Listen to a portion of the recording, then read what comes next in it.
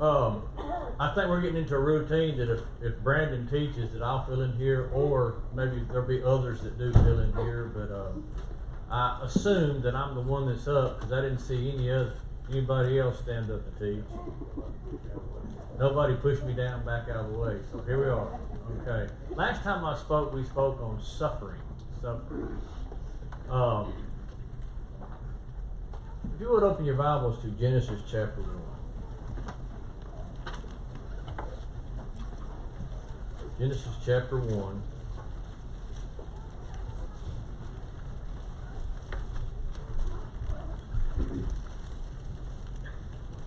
Okay.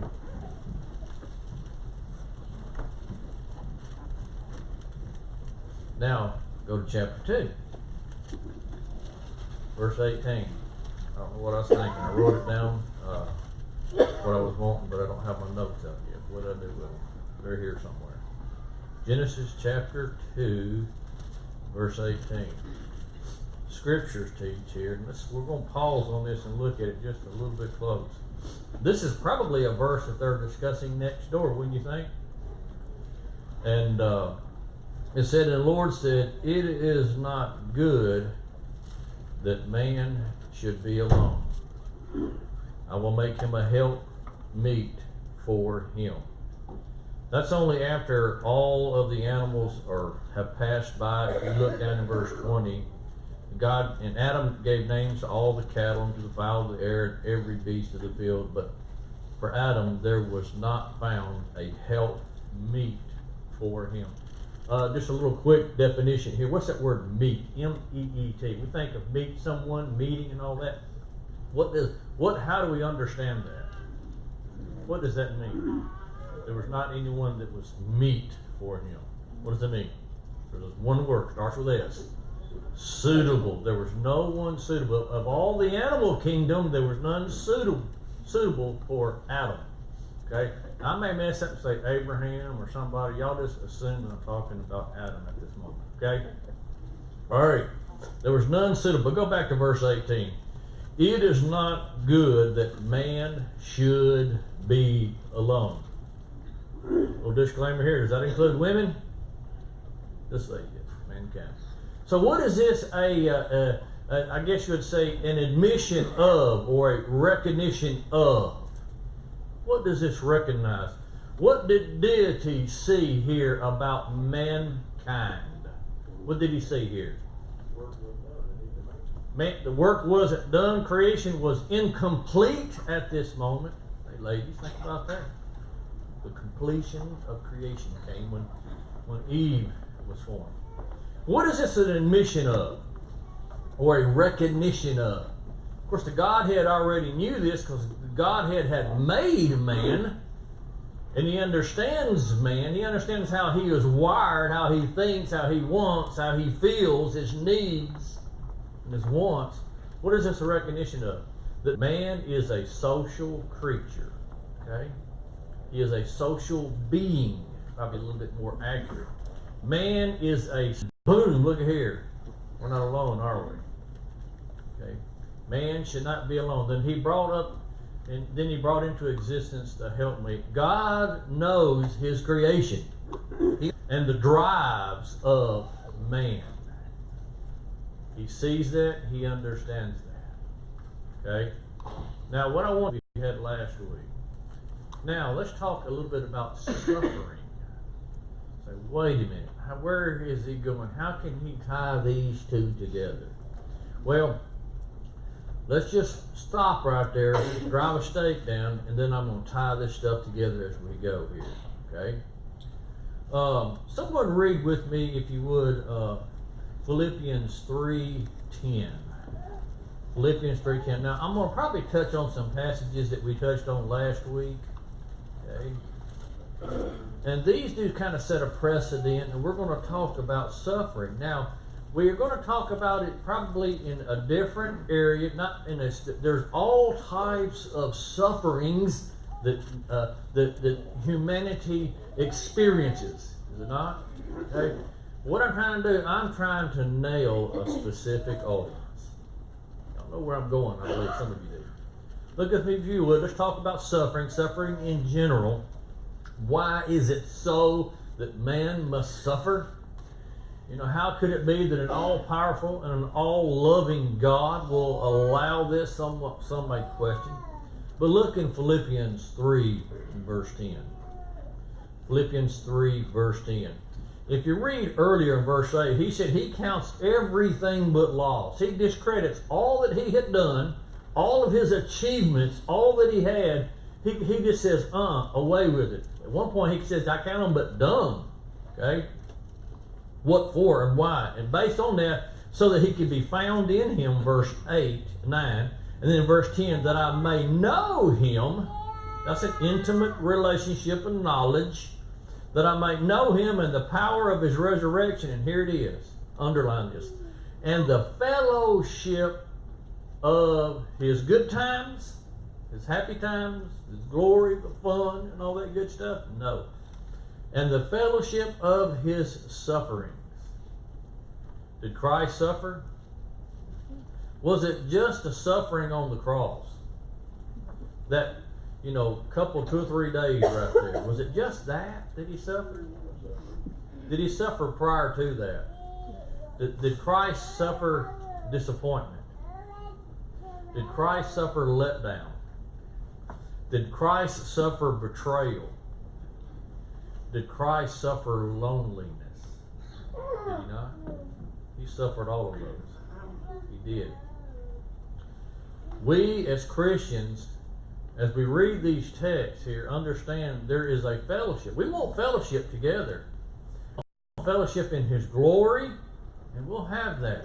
Okay? If we are partakers of that, then we're going to be fellowship with him in his sufferings.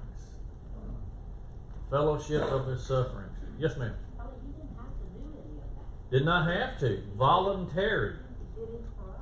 Picture this, and I don't mean any, I don't mean this in an ill way, but picture the Godhead up there. Understanding as they were, before the foundations of the earth were laid, he said, putting in a real short version.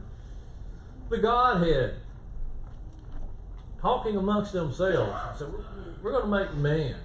And we're going to make him in our own image. We're going to give him a soul. But guess what?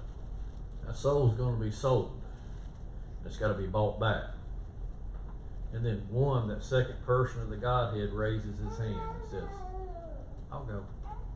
I'll go. That's Christ, second person of the Godhead. Anyway, the fellowship of the suffering. We want to enjoy everything. And so there's a teaching that we will. Now, if we endure the fellowship of his sufferings, and there's a multiplicity of those, we will have that glory.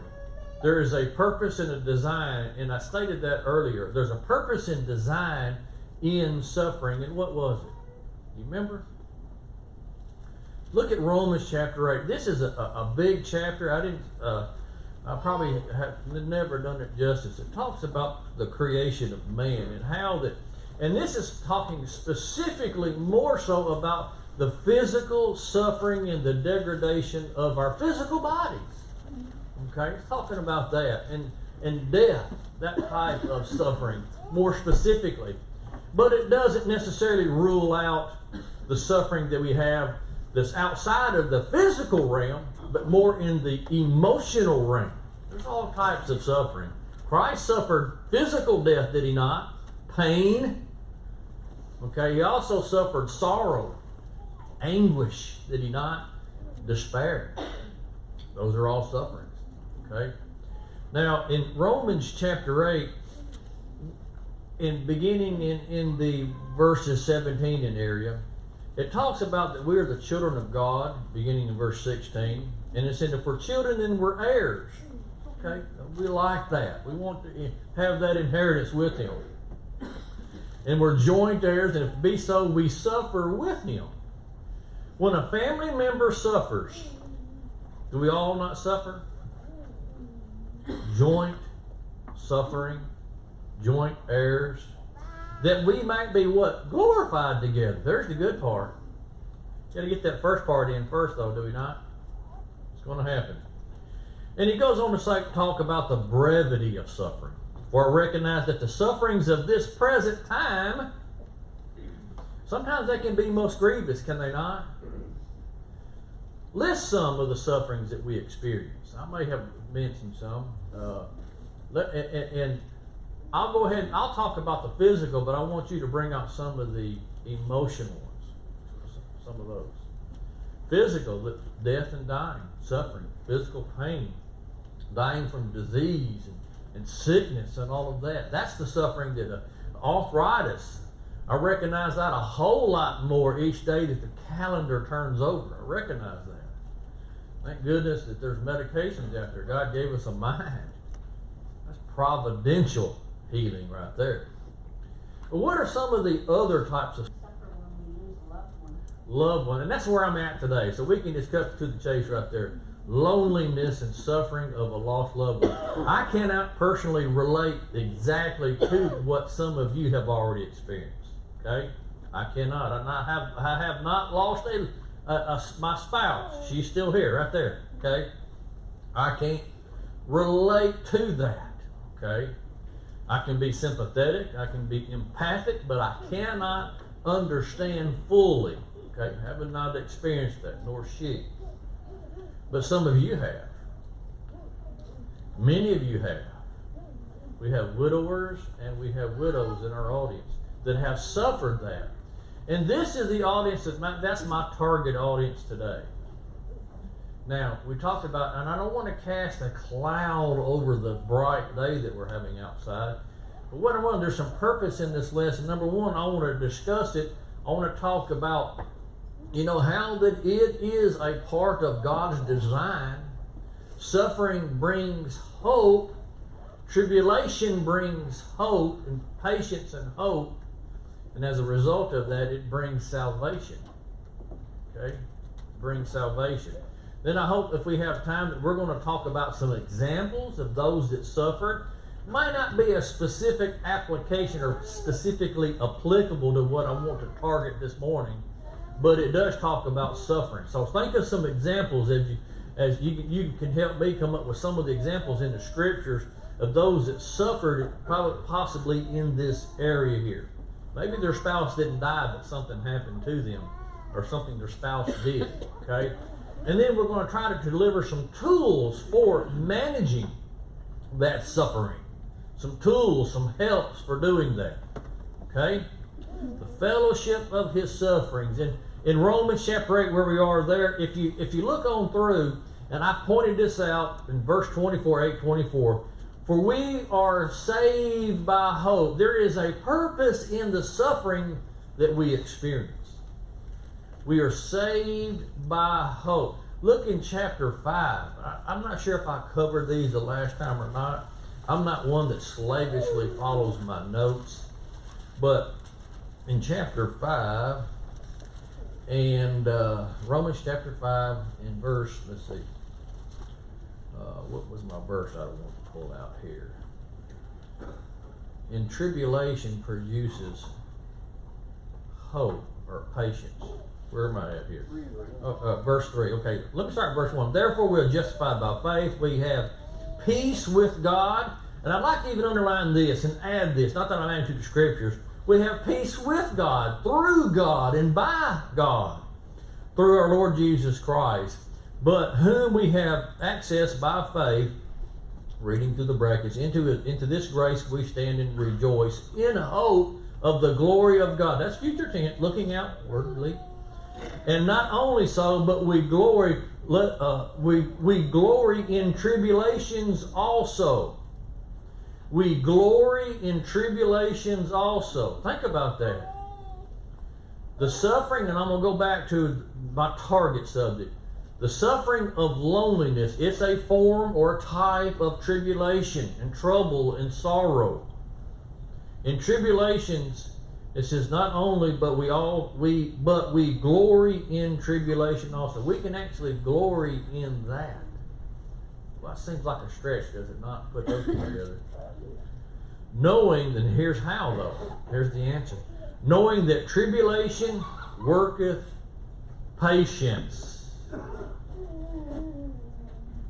Let me tell you, I have known some that experienced in this specific area of loneliness, losing a spouse, that they weren't patient. They went beyond God's will, and they tried to fill that gap. You know what I'm talking about? They left the church. I know of a specific example of a lady that she was the church to fill that gap of loneliness. So there's some warnings we're going to talk about in a few moments. Loneliness. Man's a social creature, right? We want that helpmate, do we not? God gives us some directives, and He gives us the proper means to fulfill that loneliness.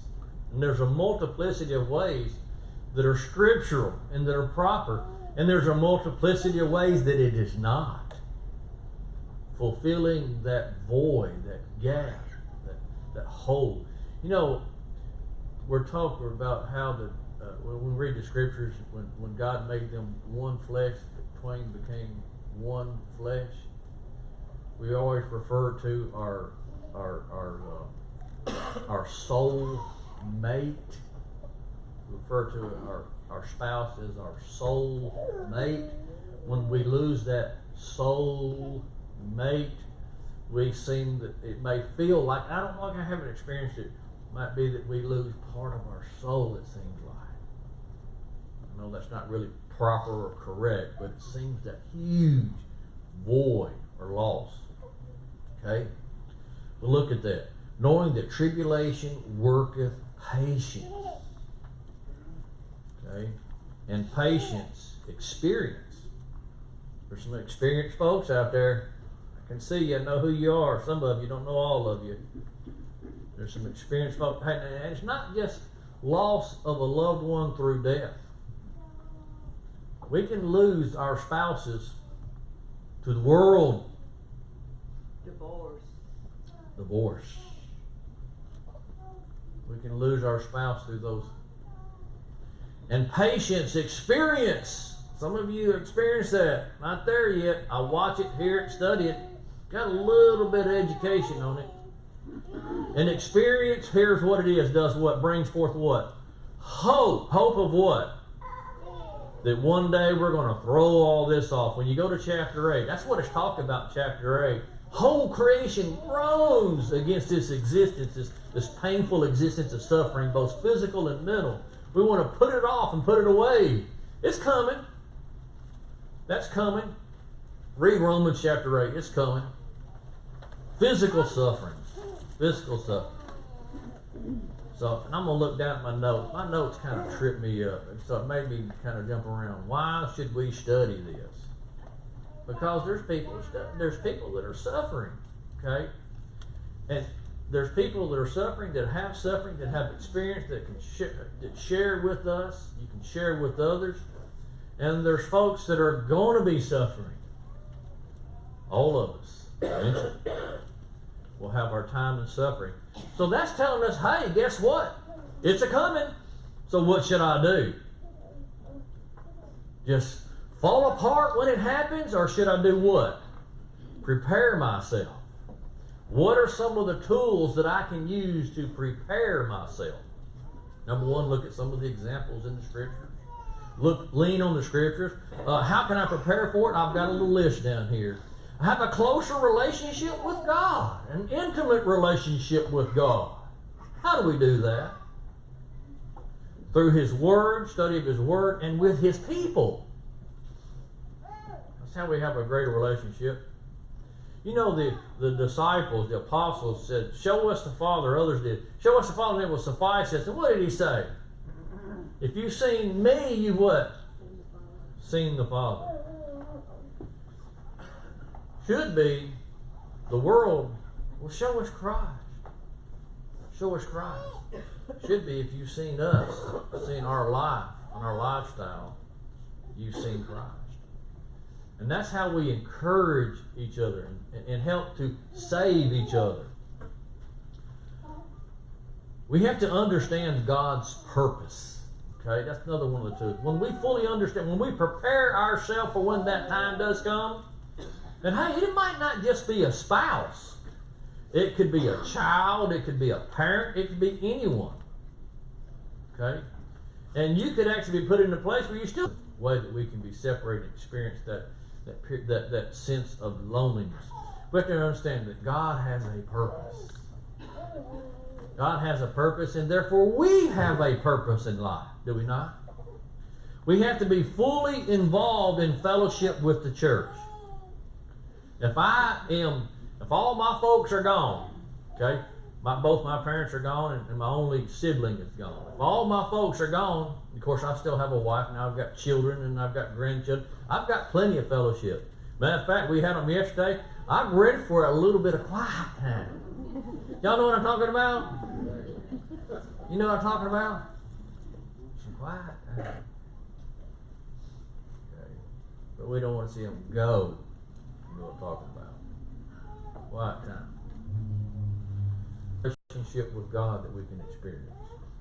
And with our fellow Christians. Fellowship. Do we have plenty of opportunities for fellowship here?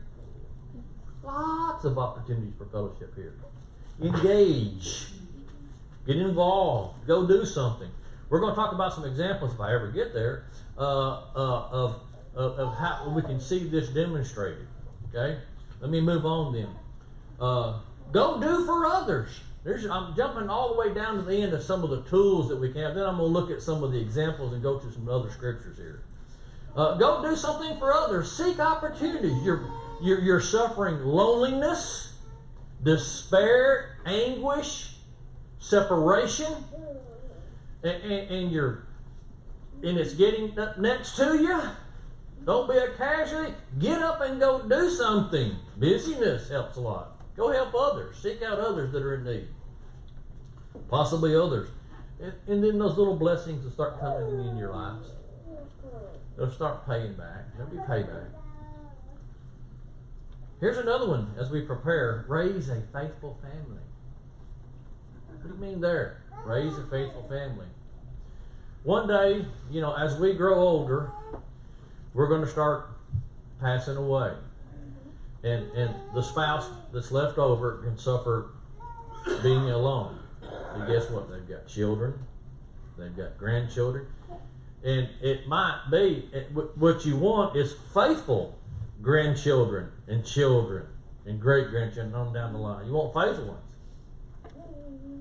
Because there is a bit of anguish and bit of sorrow when we have children that are not faithful, grandchildren that are not faithful. Because we know that we may not be spending eternity with Him. Okay? That loneliness. Raise a faithful family. Do all that you can do. Sometimes it's out of our control. Sometimes we do all we can do. It's still their choice. Let's look at 1 Corinthians chapter 10. Whatever experience it might be that you're having in this specific targeted audience of loneliness, whether it be the loss of a spouse, loss of children, family, whether they're through death or some other form of separation, divorce, whatever it might be, alienation from family. Look at this. And when it starts to overcome us and overwhelm us, and it's not fair, it seems like, and it's so hard, we begin to question everything. Look at 1 Corinthians chapter 10. 1 Corinthians chapter 10.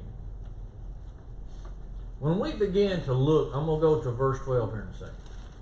When we begin to think about, and let me do a sign up. There's some folks that I meet sometimes. No one here. Some folks I meet sometimes. I don't really enjoy seeing them. I'm sorry. I mean, that's just kind of weird. Well, let me rephrase it. I kind of avoid them. Because when they come up to me, it's like, oh, no, I'm going to hear everything here. Really, it's poor, pitiful me, what I hear. Woe is me. Self-pityness. Loneliness. Whatever it might be. Oh, I've got more than my fair share in life. There's a warning against that type of sentiment. Look in 1 Corinthians chapter 10, verse 12. Wherefore, let him that thinketh he standeth, I want to put this in here, put this thought. Wherefore, let him that thinketh he standeth alone.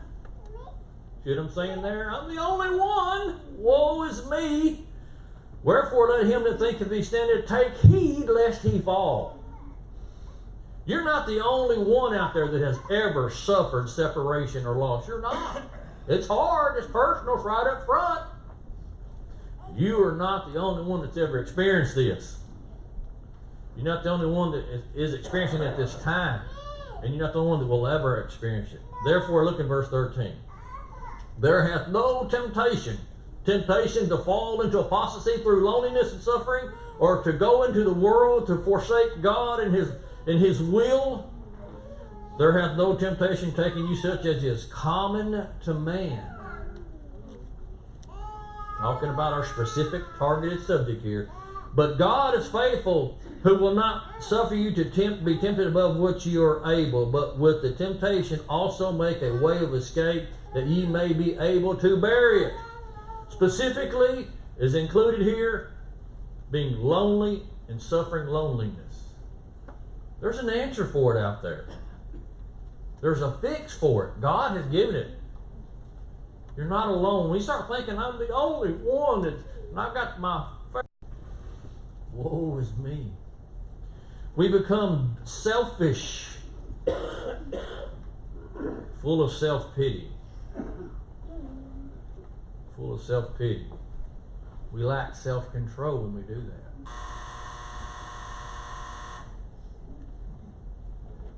Well, I got 20 minutes. And you got started.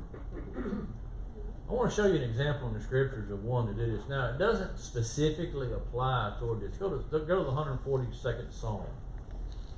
Real quick like. Doesn't specifically apply here, but this is one that I picked out, one of many examples, some of the examples of those that were suffering. The 142nd Psalm. Who y'all think that a writer is? David. What was the events or circumstances surrounding this psalm?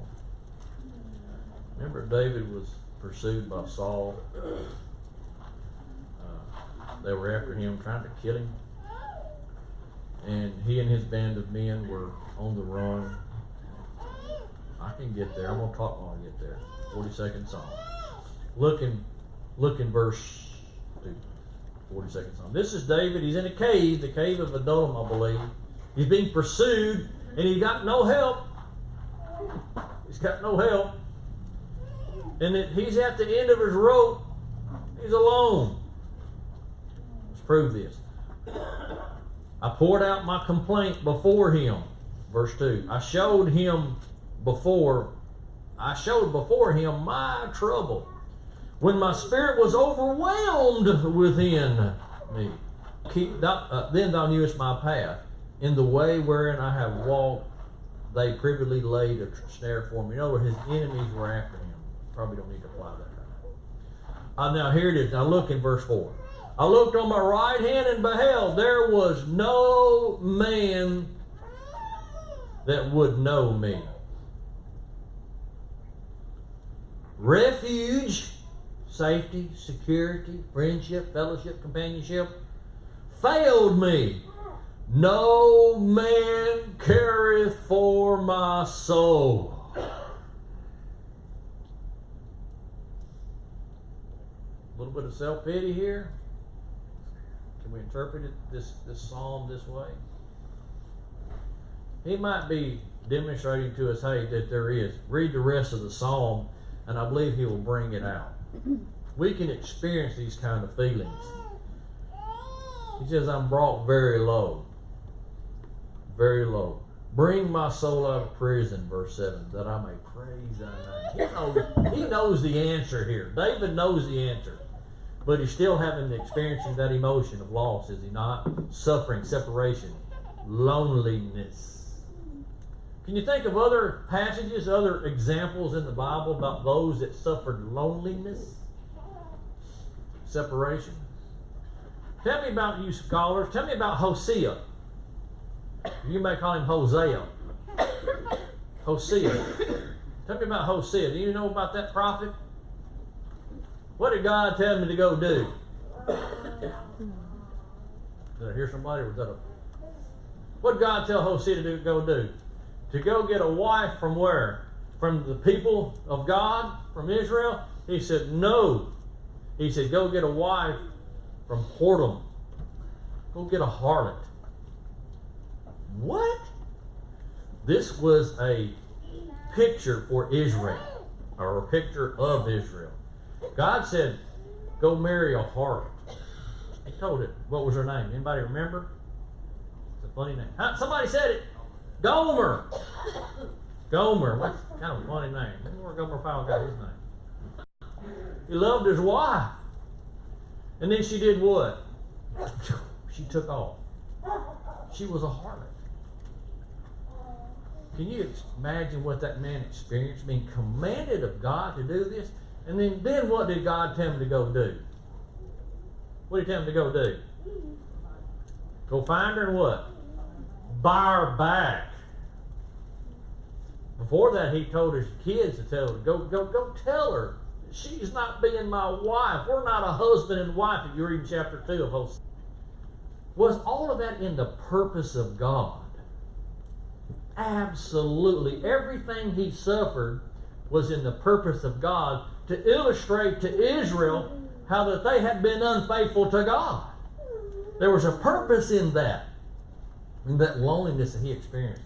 Did Job experience loneliness? What do you think the greatest moment of loneliness he experienced was? When his wife said, forsake When his God. wife joined in. Did he get any comfort out of Eliphaz, Zophar, and Bildad? He called them what? Miserable comforters. Then comes his wife. Curse God. I think that's probably his lowest point of loneliness right there. Other examples? Think of other. We mentioned Christ already. Did he experience loneliness? Separation? All right, well, I got gone. Boom. Okay. Maybe we'll pick up this conversation later. Thank you for your kind attention.